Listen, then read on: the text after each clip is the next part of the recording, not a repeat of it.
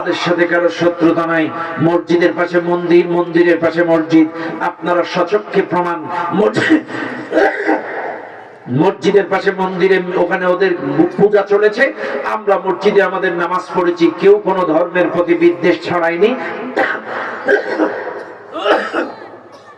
আমরা কেউ কাউকে বাধাগ্রস্ত করিনি তাদের ধর্মের রীতিনীতি পালন করার, আমরা বাধা দেইনি। কিন্তু আজকে কেন তোমরা এই শান্ত দেশটাকে অশান্ত করার চেষ্টা করছো? আসো না, মিলেমিশে এক হয়ে যায়। তবে আলহামদুলিল্লাহ, আল্লাহ যখন যারে দিলে মানায় তখন তারে ঢুকাই দিছে। ইউনুস কাকুর মতো যোগ্য ব্যক্তিকে বর্তমান সময়ে বড় দরকার ছিল। ইউনুস কাকু ছাড়া কেউ কিন্তু এই টাইমে খাড়া হয়ে বসে থাকতে পারত না।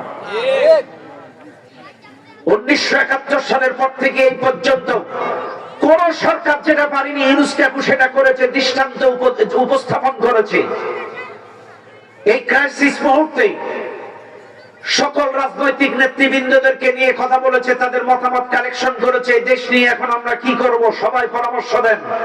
পরের দিন সমস্ত ধর্মের ধর্মগুরুদের নিয়ে কথা বলেছে। এটা আজ পর্যন্ত কোন সরকার পারে নাই, সেটা ইউনুস কাকু করে দেখাইছে। কাজে আমরা বলবো, এদেশ আমার, এদেশ আপনার, এদেশ আমাদের। কাজে দেশ যদি বাঁচে সকল দল বাঁচবে। আমাদের মুরব্বী কিন্তু বলেছে, আমি ব্যক্তি শফিকুর রহমানের প্রতিষ্ঠা চাই না, আমি আমার দলের প্রতিষ্ঠা চাই না, আমি চাই আল্লাহর দ্বীনের প্রতিষ্ঠা। আল্লাহর দ্বীন যদি প্রতিষ্ঠা হয়ে যায়, আমরা সবাই প্রতিষ্ঠিত হয়ে যাব। কাজে শোনেন, যদি দেশ বাঁচে, যদি দ্বীন বাঁচে, আমরা সবাই বেঁচে যাব। আর যদি দেশ না বাঁচে, দ্বীন না বাঁচে, আমরা কেউ কিন্তু বাঁচতে পারবো না। এজন্য দেশের স্বার্থে আমাদেরকে এক হতে হবে। কথা বলেন ঠিক কিনা?